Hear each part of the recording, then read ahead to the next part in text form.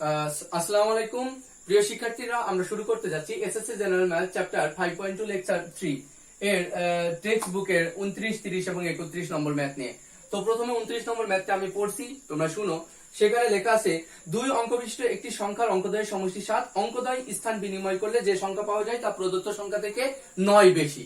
তাহলে আমরা যদি এটাই লিখি যে ক নম্বর রাশিগুলো নির্ণয় করতে বলেছে, ধরি একক স্থানীয় অঙ্ক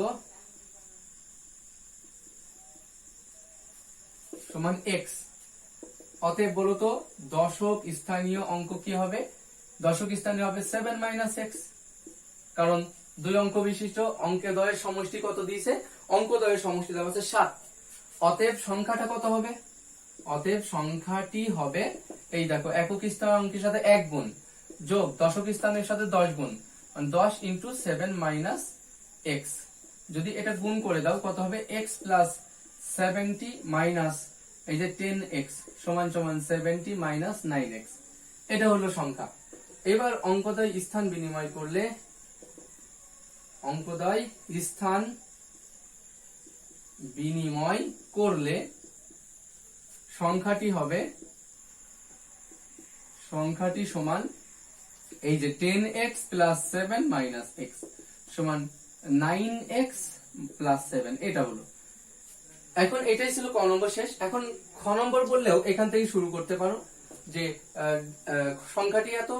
এখন দেখো খ নম্বর আবার বলেছে অঙ্কদ্বয় স্থান বিনিময় করলে যে সংখ্যা পাওয়া যাবে তা এই প্রদত্ত সংখ্যার থেকেও 9 বেশি। তাহলে আমরা বলতে পারি প্রশ্ন মতে কি বলা যায়? ওই যে 9x + 7 স্থান বিনিময় করলে এই সংখ্যা পাওয়া যাবে, এটার মান হবে এই প্রদত্ত সংখ্যা থেকেও 9 বেশি, তাই না? বা আমরা লিখতে পারছি এই যে 9x মাইনাস না প্লাস 9x সমান 79 - 7 সমান 72, 18x সমান। অতএব x সমান কত হয়? 4, x সমান 4। তাহলে এখন x এর মান এখানে বসিয়ে দিলে আমরা মেইন সংখ্যাটা পেয়ে যাচ্ছি। এখন এটারই প্রশ্ন যে প্রদত্ত সংখ্যাটির অঙ্কদ্বয় যদি সেন্টিমিটারে কোনো আয়তক্ষেত্রের দৈর্ঘ্য, তাহলে এর একটা অঙ্ক যদি এখানে দাও, একটা অঙ্ক হবে 4, একক স্থানীয় অঙ্ক 4, দশক স্থানীয় অঙ্ক কত? 3। এখন এই যে দুইটা অঙ্ক, একটা যদি আয়তক্ষেত্র ধর 4, এটা 3, তাহলে এই যে আয়তক্ষেত্রের ক্ষেত্রফল কত? 12 সেন্টিমিটার স্কয়ার। তো ওরা যাই হোক বলছে আয়তক্ষেত্রের কর্ণের দৈর্ঘ্য বের করো, এগুলো পারবা, এগুলো আমরা করেছি অলরেডি। এই অঙ্ক ধরো আমরা করে আসলাম কততে? 24 নম্বর ম্যাথে। এখন আমরা সরাসরি চলে যাচ্ছি কত নম্বর? এখন সরাসরি চলে যাব 30 নম্বর ম্যাথে। কত নম্বর? 30 নম্বর।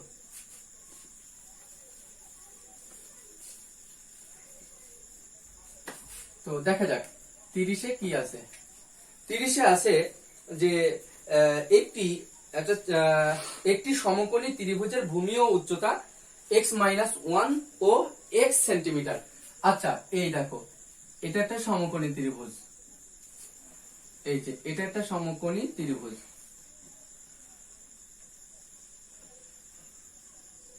এই সমকোণী ত্রিভুজের ভূমি যদি x - 1 হয়, এই উচ্চতাটা হবে x, এটুকু দেওয়া আছে, এটা সেন্টিমিটার। এরপরে তাহলে আমরা নাম দিই, মনে করি ABC সমকোণী ত্রিভুজের এই যে ভূমি BC সমান x - 1 সেন্টিমিটার, উচ্চতা AB সমান x সেন্টিমিটার। তারপরে আবার বলছে যে একটি বর্গের বাহুর দৈর্ঘ্য ত্রিভুজটির উচ্চতার সমান। তাহলে এই যে একটা বর্গ আঁকতে হবে, সেই বর্গটার বাহু হবে ত্রিভুজের উচ্চতা, অর্থাৎ বাহু হবে x, প্রত্যেকটা বাহু হবে x সেন্টিমিটার। তারপর আবার বললো যে এরপরে একটি আয়তক্ষেত্রের বাহুর দৈর্ঘ্য x + 3 এবং প্রস্থ x, সবগুলো একটা চিত্রের মাধ্যমে দেখাতে হবে। এই ত্রিভুজকে, এই আয়তকে, এই বর্গকে, সব একটার মধ্যে। তাহলে আমরা এর পাশেই আঁকাই দিচ্ছি, দেখো এইটা যদি x হয়, ওই x এরই সমান করে আমরা একটা বাহুকে একটা বর্গ আঁকাই দিলাম, এই যে একটা বর্গ। তাহলে এটা হচ্ছে কত? x। এটা x হলে এটাও x, এটাও x, এটাও x। এখন বললো তাহলে AB EF একটা বর্গক্ষেত্র একই সাথে আঁকা হয়েছে, এবং একটা আয়ত আঁকো, সেই আয়তের দৈর্ঘ্য হবে x + 3। তাহলে এখান থেকে যদি আমরা আয়ত আঁকি, দেখো এই আয়তটা এইটাই হচ্ছে দৈর্ঘ্য, তাহলে এই দৈর্ঘ্যটা কত x+3 এবং এই প্রস্থ বলছে এই প্রস্থ হবে x। দেখো আয়তের প্রস্থ হয়ে গেছে x, তার মানে EFGH, তাহলে EFGH আয়তক্ষেত্র। কেউ যদি মনে করে এখানে x আছে 3 আঁকবো, যে এখান থেকে এইটুকু করে দিব তাও হবে, যে ABKL একটা আয়তক্ষেত্র তাও হবে, বাট সেপারেট করলে তোমারই ভালো। ওকে, তাহলে এটাও x, এটা হচ্ছে x+3। আমরা চিত্র অনুযায়ী সবগুলো আঁকাইতে পেরেছি। এখন প্রশ্ন, ত্রিভুজটির ক্ষেত্রফল যদি 10 বর্গ সেন্টিমিটার হয় তাহলে এর উচ্চতা কত হবে? তাহলে এই ত্রিভুজের ক্ষেত্রফল যদি 10 বর্গ সেন্টিমিটার হয় তাহলে তার উচ্চতা কি হবে? তাহলে আমরা জানি ত্রিভুজের ক্ষেত্রে, দেখো খ নম্বর পারবা, যে ত্রিভুজের ক্ষেত্রে তুমি কি জানো, হাফ ইন্টু ভূমি x-1 ইন্টু উচ্চতা x সমান সমান 10 বর্গ সেন্টিমিটার। তাহলে আমরা এটা গুণ করে দিই, তাহলে হবে x² মাইনাস x সমান সমান 20, বা x² মাইনাস x মাইনাস 20 সমান সমান 0। তাহলে এখানে ক্যালকুলেশন করলে আমরা পেয়ে যাচ্ছি যে x² minus 5x plus 4x minus 20 সমান সমান 0। তাহলে এখানে ক্যালকুলেশন করলে হবে x সমান সমান 5 আর x সমান সমান -4, কিন্তু উচ্চতা বা দূরত্ব গ্রহণযোগ্য নয় মাইনাস, তাহলে x সমান 5, তাই না? তাহলে এটার মান কত হলো 5। ওকে, তাহলে এটার মান কত হবে ভূমি 4। এখন তোমার কোশ্চেন দিয়েছে যে ত্রিভুজ ক্ষেত্র, বর্গক্ষেত্র এবং আয়তক্ষেত্রের ক্ষেত্রফলের ধারাবাহিক অনুপাত লেখো। তাহলে ত্রিভুজের ক্ষেত্রফল তো 10 সেন্টিমিটার স্কয়ার বের করাই আছে, তাহলে আয়তক্ষেত্রের ক্ষেত্রফল দেখো পর্যায়ক্রমে, ত্রিভুজ এরপর বর্গ তারপর আয়ত। তাহলে বর্গের ক্ষেত্রফল এক বাহুর স্কয়ার, মানে বর্গের ক্ষেত্রফল কত হবে, এই যে 5 স্কয়ার মানে 25 হবে, বোঝাই যাচ্ছে। আর আয়তের ক্ষেত্রফল তাহলে কি হতে হবে, দৈর্ঘ্য গুণ প্রস্থ। তো দৈর্ঘ্য, এটা x এর মান যদি 5 হয় এটা হবে 8 আর এটা হবে 5, 5 8 40। তাহলে বোঝা যাচ্ছে এর ক্ষেত্রফল 10 ইস টু এর কত 25 ইস টু এর কত 40। এখানে 5 দিয়ে মনে কাটাকাটি হয়, কাটাকাটি হলে 2 ইস টু 5 ইস টু 8। এই যে এটাই হবে উত্তর। তাহলে আমরা 30 নম্বর শেষ করলাম। এখন আমরা শুরু করব কত নম্বর, 31 নম্বর কোশ্চেন। তো দেখা যাক 31 নম্বর আমি কি পাই বই থেকে। 31 নম্বর দেখা যাচ্ছে একটি জমির ক্ষেত্রফল 192 বর্গমিটার। তো আমি যদি জমিটা দেখাই, এটা সেই জমিটার, মনে করো এই জমিটার ক্ষেত্রফল কত 192 বর্গমিটার। আচ্ছা, তাহলে ABCD একটা জমি আয়তকার, তাহলে একটা আয়তকার জমির ক্ষেত্রফল 192 বর্গমিটার, জমিটির দৈর্ঘ্য 4 মিটার কমালে এবং প্রস্থ 4 মিটার বাড়ালে, এই অঙ্ক আমরা করেছি, ক্ষেত্রফল অপরিবর্তিত থাকে। প্রশ্ন হচ্ছে জমিটির পরিসীমা কত। তাহলে এভাবে তুমি লিখতেই পারো, ধরি জমিটির দৈর্ঘ্য, তুমি ধরে নিচ্ছ দৈর্ঘ্য x আর প্রস্থ y, এটা ধরে নিচ্ছ দৈর্ঘ্য x এবং প্রস্থ সমান y, যেখানে x গ্রেটার দেন y, দৈর্ঘ্য বড় ধরে নিচ্ছ।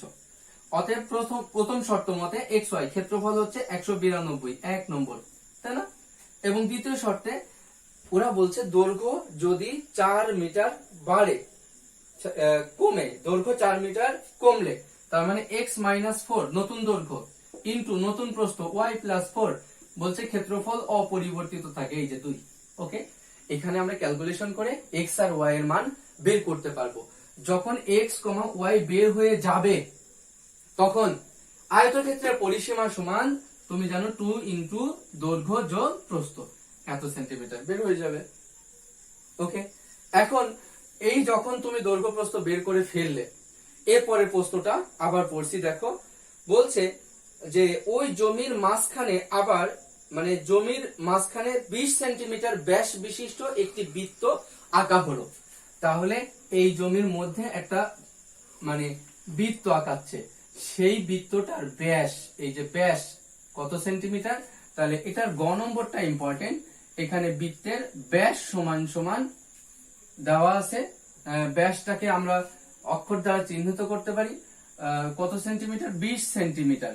তাহলে বলো তো ব্যাসার্ধ কত হবে, ব্যাসার্ধ সমান 20 সেন্টিমিটার ডিভাইডেড বাই 2 সমান 10 সেন্টিমিটার।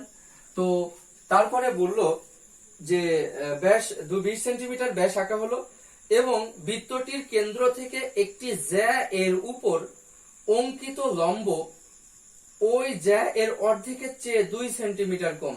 তাহলে আবার পরি প্রশ্নটা, বৃত্তটির কেন্দ্র থেকে একটি জ্যা এর উপর অঙ্কিত লম্ব।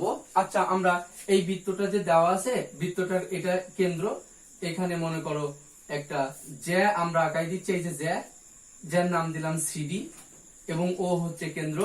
ওরা বলছে বৃত্তের কেন্দ্র থেকে জ্যা এর অঙ্কিত লম্ব, এই যে লম্বটার নাম দিয়ে দাও ও এম, একটা লম্ব। তো বৃত্তের কেন্দ্র থেকে জ্যা এর উপর অঙ্কিত লম্ব ওই জ্যা এর অর্ধেকের চেয়েও 2 সেন্টিমিটার কম। তাহলে এই লম্বটার দৈর্ঘ্য হচ্ছে এই জ্যা এর, এই যে জ্যা যেটা দেখছো, এই লম্বটার দৈর্ঘ্য হচ্ছে জ্যা এর এই অর্ধেকটুকু, মানে এই অর্ধেকের নাম কি সিএম, এই অর্ধেকের থেকেও 2 সেন্টিমিটার কম। তাহলে এই লম্বটার দৈর্ঘ্য ধরে নাও, এটার দৈর্ঘ্য হচ্ছে এক্স। তাহলে এটার দৈর্ঘ্য কত? এটার দৈর্ঘ্য হবে x/2, মানে পুরো সরি ধরি, এভাবে আমরা লিখতে পারি, ধরি জ্যা সিডি সমান সমান x, তাই না? এই টোটাল জ্যার দৈর্ঘ্য কি বলতো? x। তাহলে বলতো সিএম সমান সমান কি? x/2। কারণ আমরা জানি ব্যাস ভিন্ন কোন জ্যা এর উপর অঙ্কিত লম্ব কেন্দ্র হতে ওই জ্যাকে সমদ্বিখণ্ডিত করে। তার মানে এই টোটাল সিডি সমান যদি x হয়, তাহলে সিএম সমানও x/2 আর এটা সমানও x/2। এখন ওরা বলেছে যে এই লম্বটার দৈর্ঘ্য হবে এই জ্যা এর অর্ধেকের থেকেও কম 2, তাহলে এটা হবে জ্যা এর অর্ধেকের থেকেও এই যে 2 সেন্টিমিটার কম, x/2 - 2। এখন এটা যদি যোগ করে দাও, একটা সমকোণী ত্রিভুজ হইলো, এটা কিন্তু ব্যাসার্ধ, আর ব্যাসার্ধ সমান কত? 10, তাই না? তাহলে আমরা ওই জ্যা এর দৈর্ঘ্য নির্ণয় করতে হবে আমাদের প্রশ্নে। তাহলে আমরা বলতে পারি অতএব এই প্রশ্ন মতে, দেখো প্রশ্ন মতে ও এম সমান সমান x/2 - 2, এত সেন্টিমিটার, সব এত সেন্টিমিটার। এখন অতএব আমরা পাই যে ত্রিভুজ ও সিএম এ, এই ত্রিভুজে কি পাও? আমরা পাই ও এম স্কয়ার যোগ সি এম স্কয়ার সমান সমান ও সি স্কয়ার। তাহলে ও এম এর মান কত? x/2 - 2 হোল স্কয়ার যোগ সি এম এর মান কত? সি এম এর মান x/2 হোল স্কয়ার সমান ও সি এর মান কত? 10 স্কয়ার। এখানে ক্যালকুলেশন করে x এর মান বের করাটাই তো আসলে যার মান শেষ, তাই না? তাহলে এইভাবে আমরা 5.1 এবং 5.2 কমপ্লিট করে ফেলেছি। দেখা হবে পরে একসাথে সলিউশন ক্লাসে।